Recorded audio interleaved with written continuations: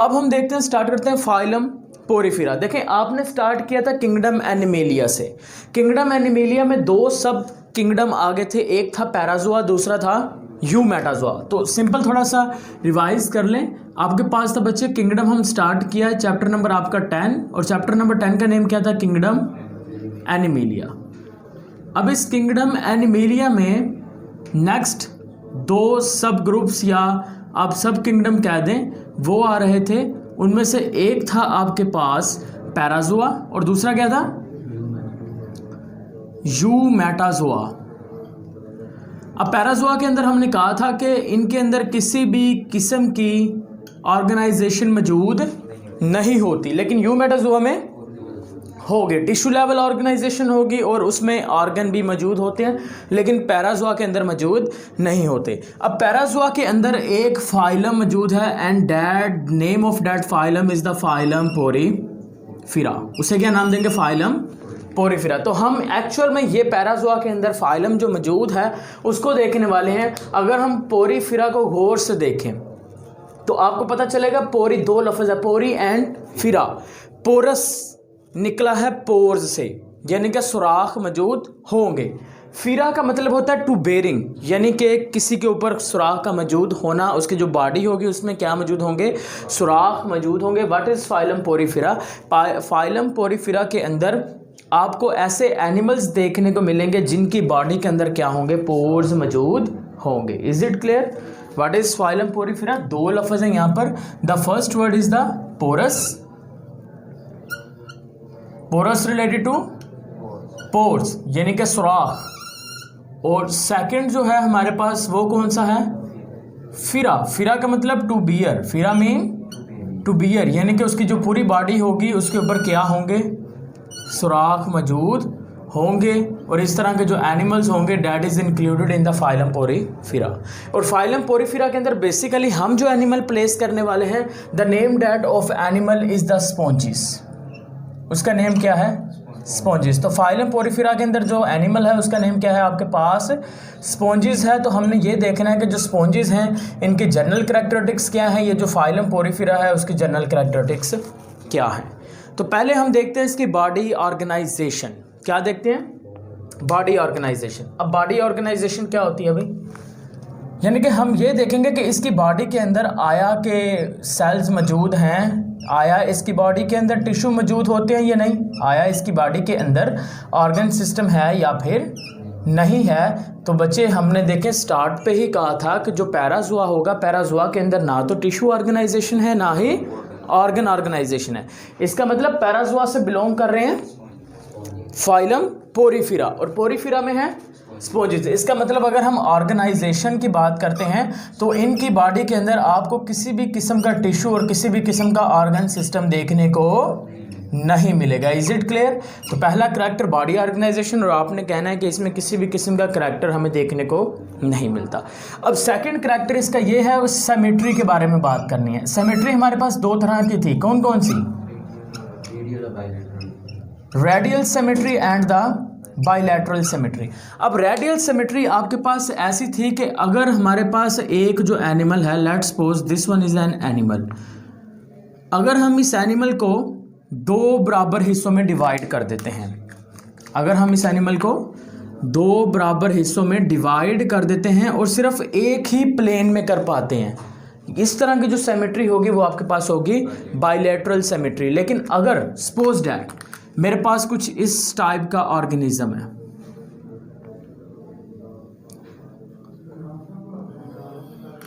अब इस ऑर्गेनिज्म को देखें हम कई तरह से, कई एंगल से इसको दो बराबर हिस्सों में डिवाइड कर सकते हैं। देखिए मैं इस तरह से भी इसको दो बराबर हिस्सों में डिवाइड कर सकता हूं, मैं इसको इस तरह से भी दो बराबर हिस्सों में डिवाइड कर सकता हूं। तो इस तरह की जो सिमेट्री हमें देखने को मिलती है एनिमल्स के अंदर वो कौन सी है? Radial symmetry. अगर हम एनिमल को दो बराबर हिस्सों में काट देते हैं और एक ही प्लेन में काट सकते हैं, उस तरह की जो सिमेट्री होगी उसे क्या नाम देंगे? उसे नाम दे देंगे हम कौन सी सिमेट्री? Bilateral symmetry. देखें इसको मैं इस तरह से भी काट सकता हूँ ये, लेकिन इसको मैं इस तरह से नहीं काट सकता। ओके जी, अब नेक्स्ट अगर इधर हम सिमेट्री की बात करते हैं तो इसके अंदर किसी भी किस्म की सिमेट्री मौजूद नहीं है, यानी कि नॉन सिमेट्रिकल होंगे। क्या होंगे? नॉन सिमेट्रिकल होंगे। अब तीसरा इनके अंदर करैक्टरिस्टिक्स ये है कि हम यहाँ पर देखने वाले हैं इनके अंदर वॉल्स के बारे में। तो इनके अंदर जर्मिनल लेयर्स होती हैं। पहली आपके पास आ जाएगी एक्टोडर्म,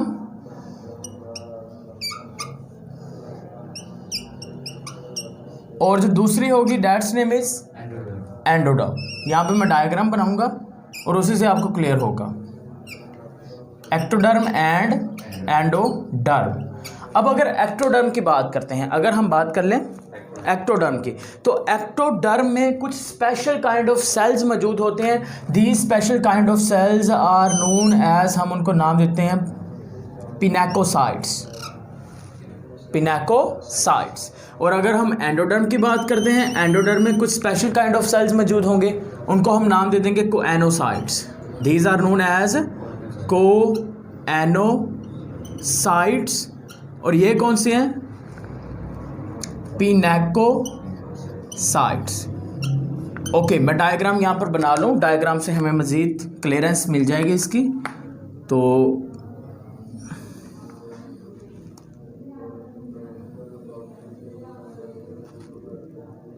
कुछ इस तरह से आपके पास, ये मैं कौन सी लेयर बना रहा हूँ? एक्टोडर्म बना रहा हूँ। कौन सी है? एक्टोडर्म। ये आ गई आपकी एक्टोडर्म।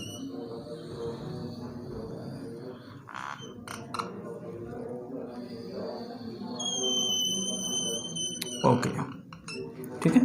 अब इसके दरमियान में पोर्स भी बना लेते हैं, क्योंकि इनकी पूरी बॉडी में हमने स्टार्ट पे क्या था, पोर्स मौजूद होंगे, तो इनकी बॉडी में पोर्स भी बना लेते हैं।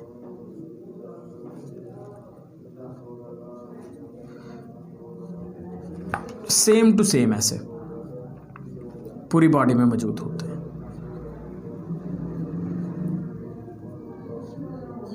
Is it clear?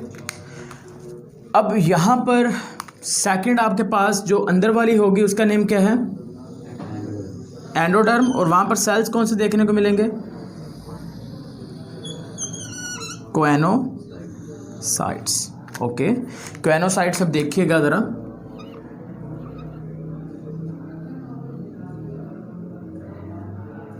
अब ये हैं आपके पास कौन से सेल्स? कोएनोसाइट्स के पिनेकोसाइट्स? कोएनोसाइट्स। और कोएनोसाइट्स देखें ज़रा, यहाँ पर फ्लैजिलेटेड हैं। These are the flagellated cells. ये कौन से सेल्स हैं? फ्लैजिलेटेड सेल्स, यानी कि इनके अंदर फ्लैजेला मौजूद होते हैं।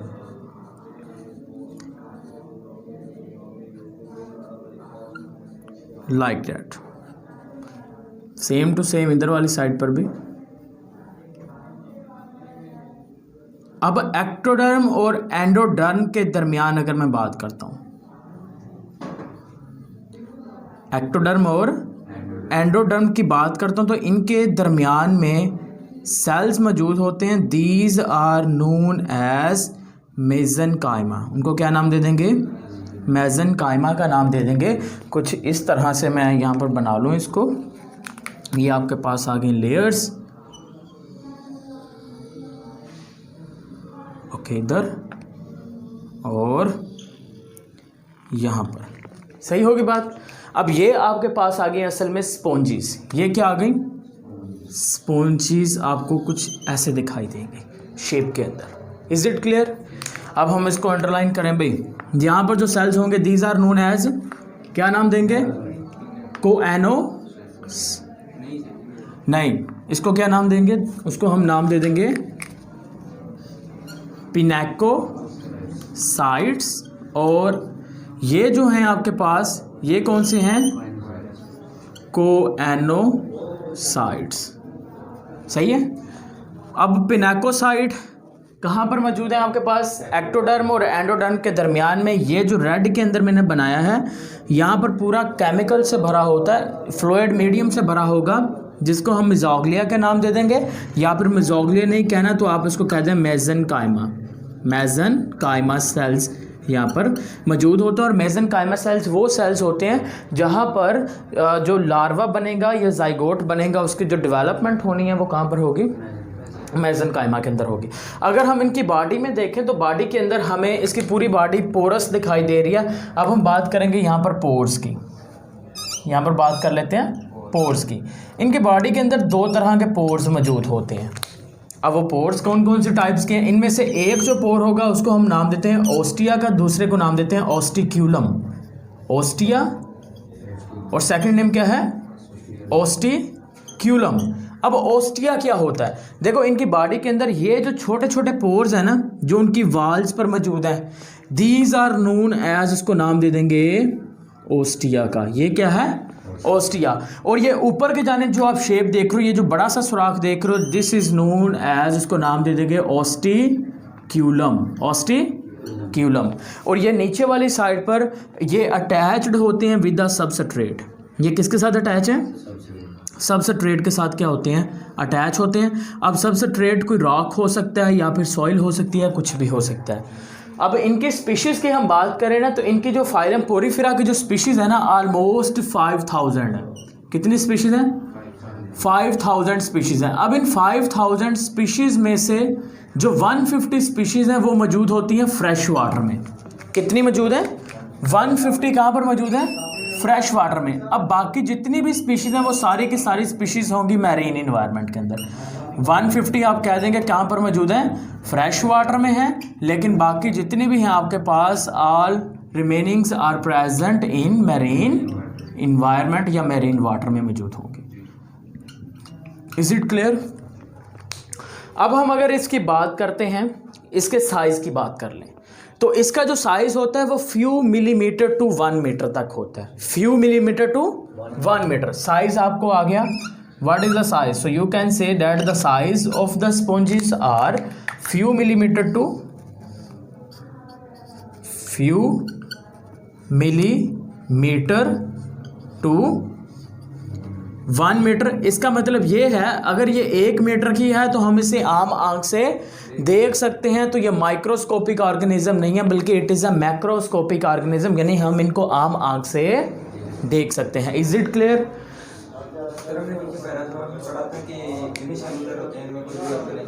बिल्कुल, हाँ जी।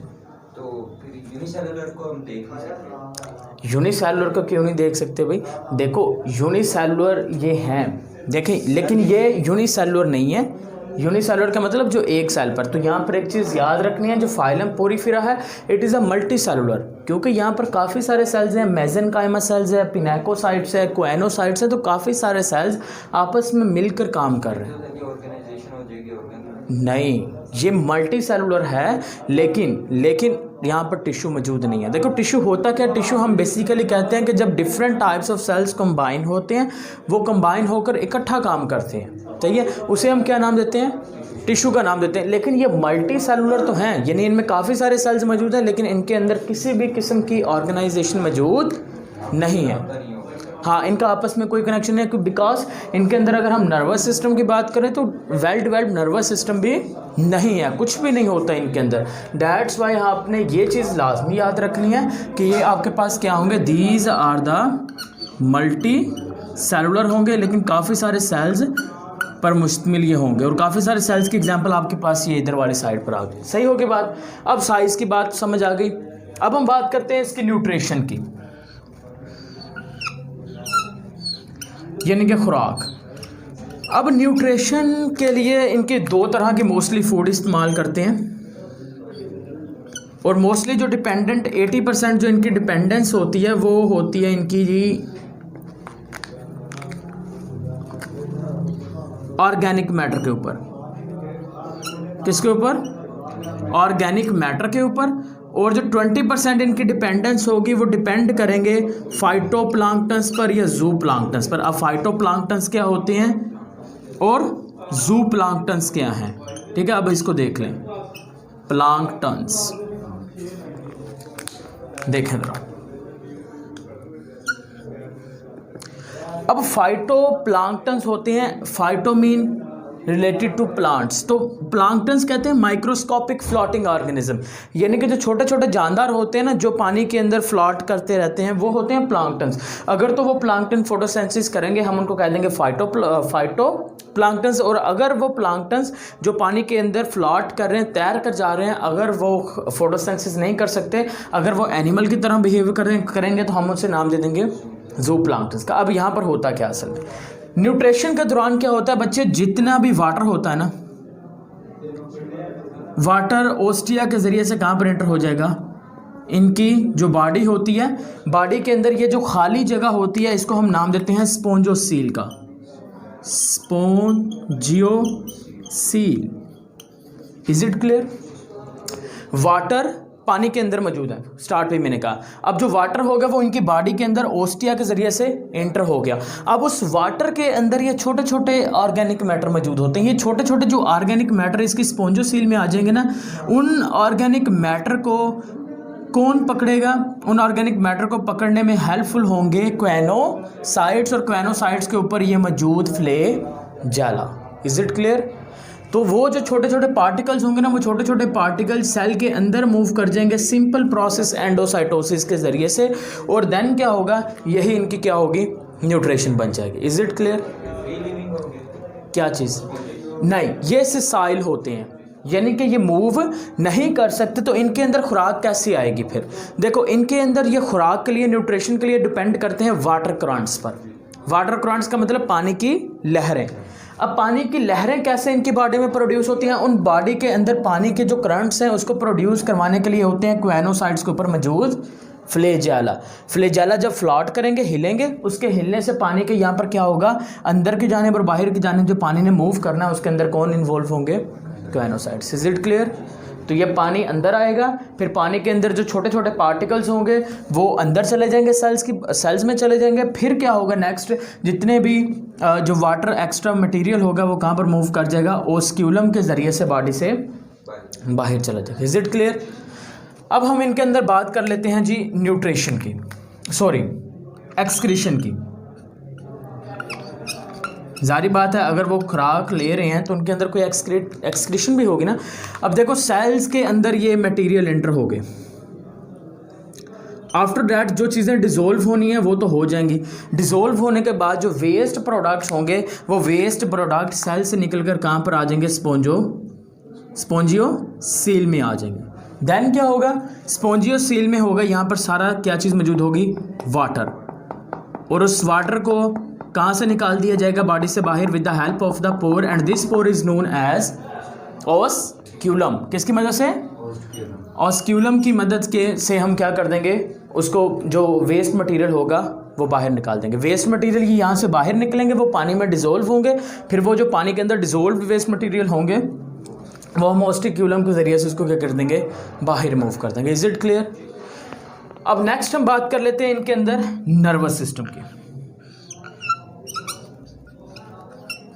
इनके अंदर किसी भी किस्म का नर्वस सिस्टम मौजूद नहीं है, क्योंकि ये मल्टी सेलुलर हैं। तो इनके अंदर some special kind of neurons मौजूद होते हैं, या न्यूरोसेंसरी सेल्स होते हैं। न्यूरॉन हो सकते हैं या फिर न्यूरोसेंसरी सेल्स होंगे, और वो जो नर्व इम्पल्सिस ट्रांसमिट होंगी वो भी ट्रांसमिट होंगी स्पोंजोसील के अंदर मौजूद वाटर से।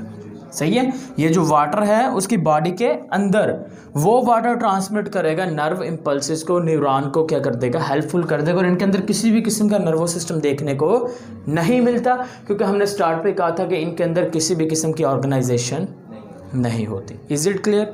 अब नेक्स्ट हम बात कर लेते हैं सर्कुलेटरी सिस्टम और रेस्पिरेटरी सिस्टम की। तो जितने भी सिस्टम की बात करेंगे ना, आपने हमेशा कहना कि इसके अंदर मौजूद नहीं है। तो क्या लगता है, सर्कुलेटरी एंड रेस्पिरेटरी सिस्टम होगा इनके अंदर? तो आप यही कहोगे कि इसके अंदर सर्कुलेटरी और रेस्पिरेटरी सिस्टम भी क्या होगा, एब्सेंट होगा। तो हम यहाँ पर लिख देते हैं कि इसके अंदर मौजूद नहीं है। Is it clear? अब हम देख लेते हैं इसके स्केलेटन की। इसका जो स्केलेटन होता है ना, स्केलेटन नीडल लाइक स्ट्रक्चर से मिलके बनता है। हम उन नीडल लाइक स्ट्रक्चर को नाम दे देंगे स्पिक्यूल्स का। स्पिक्यूल्स, क्या नाम देंगे? स्पिक्यूल्स। नीडल लाइक स्ट्रक्चर को क्या नाम देंगे? स्पिक्यूल। अब नीडल लाइक स्ट्रक्चर इस तरह से होती हैं, ये these are the needle like structure. Is it clear? इनको क्या नाम दे देंगे? स्पिक्यूल्स का नाम दे देंगे। Is it clear? अब इसके अंदर क्या होगा, इसके अंदर स्केलेटन की अगर हम बात करें ना, तो इसके अंदर स्पिक्यूल्स के साथ साथ समटाइम स्पोंजिन फाइबर्स भी मौजूद होते हैं। स्पोंजिन फाइबर्स अब स्पॉन्जिन फाइबर्स क्या होते हैं? Spongin fibres are actually proteins. ये क्या होती हैं? प्रोटीन्स होती हैं और बहुत ही टफ स्ट्रक्चर्स होती हैं इस तरह से। ये इस तरह के जो प्रोटीन्स के स्ट्रक्चर होंगे ना, इसको हम क्या नाम दे देंगे? स्पॉन्जिन फाइबर्स का नाम दे देंगे। Is it clear? तो स्केलेटन क्या है? Skeleton is made up from spicules and spongin fibres. अब नेक्स्ट हम बात कर लेते हैं यहाँ पर रिप्रोडक्शन की। अब इनके अंदर रिप्रोडक्शन की बात करें तो रिप्रोडक्शन इनके अंदर दोनों तरह से होगी, यानी कि अगर मैं आपसे कह दूं सेक्सुअल रिप्रोडक्शन या फिर एसेक्सुअल रिप्रोडक्शन, तो इनके अंदर एसेक्सुअल भी होगी और इनके अंदर सेक्सुअल रिप्रोडक्शन भी होगी। लेकिन जो एसेक्सुअल रिप्रोडक्शन होगी बच्चे, वो एक प्रोसेस के ज़रिए से होगी। हम उस प्रोसेस को नाम दे देंगे बडिंग। क्या नाम देंगे? बडिंग का नाम दे देंगे। Is it clear? तो अगर तो बड बनती है बॉडी से बाहर वाली साइड पर, तो वो आउटर बड है क्योंकि बाहर वाली साइड पर बनी। और अगर तो बड बनती है, एसेक्सुअल रिप्रोडक्शन किसके ज़रिए से होनी है? बडिंग के ज़रिए से। और अगर बड बनती है उसकी बॉडी के अंदर, फिर हम उसे नाम दे देंगे, एक स्पेशल नेम देते हैं, दैट इज़ नोन एज ग्लिम्यूल। ग्लीम्यूल्स का नाम दे देंगे, ग्लेम्यूल्स का नाम दे देंगे। ठीक है। अब नेक्स्ट आ गया आपके पास कौन सी रिप्रोडक्शन? Sexual reproduction. तो सेक्सुअल रिप्रोडक्शन की अगर हम बात करें तो सेक्सुअल रिप्रोडक्शन भी इनके अंदर होती है, लेकिन जितनी भी आपको स्पीशीज देखने को मिलेंगी सारी की सारी होंगी हर्माफ्रोडाइट। हर्माफ्रोडाइट का मतलब कि जिनके अंदर सेक्सुअल, जिनके male sex organ and female sex organ are present on the same body. Male sex organ भी उसी ऑर्गेनिज्म में होंगे और फीमेल सेक्स ऑर्गन भी उसी ऑर्गेनिज्म में होते हैं। लेकिन यहाँ पर समटाइम एक टर्म शॉर्ट क्वेश्चन में पूछ ली जाती है, व्हाट इज प्रोटेंड्रस? अब प्रोटेंड्रस क्या है? प्रोटेंड्रस कहते हैं एक ऐसी स्ट्रक्चर जिसमें मेल सेक्स ऑर्गन पहले मैच्योर हो जाएगा, फीमेल सेक्स ऑर्गन बाद में मैच्योर होगा। देखो ये क्या है आपके पास? ये हर्माफ्रोडाइट है। हर्माफ्रोडाइट का मतलब मेल सेक्स ऑर्गन भी इसी में है, फीमेल पार्ट भी इसी में है। लेकिन जो मेल पार्ट है वो जल्दी मैच्योर हो जाएगा, लेकिन फीमेल पार्ट बाद में मैच्योर होगा, तो हम उसे नाम दे देंगे प्रोटेंड्रस का नेम दे देते हैं।